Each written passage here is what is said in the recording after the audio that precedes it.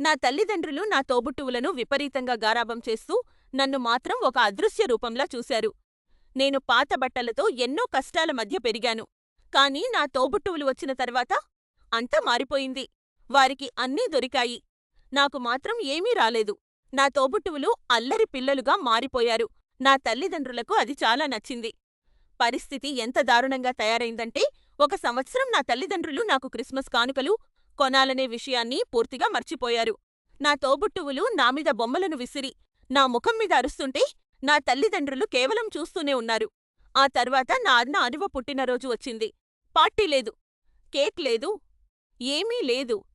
నా తల్లిదండ్రులు ఆ డబ్బును నా చెల్లెలి బ్యాలెట్ క్లాసులకు, నా తమ్ముడి ఫుట్బాల్ కోసం ఖర్చు చేశారు. నాకు ఇక చాలనిపించింది. నేను మా తాతమ్మల ఇంటికి మారిపోయాను. నా కుటుంబ సభ్యులందరూ నా తల్లిదండ్రులను బ్లాక్ చేశారు. ఇప్పుడు ఒక్కసారిగా వారు ఒంటరి అయిపోయారు. వారు ఇప్పుడు సర్దుకుందామని అనుకుంటున్నారు.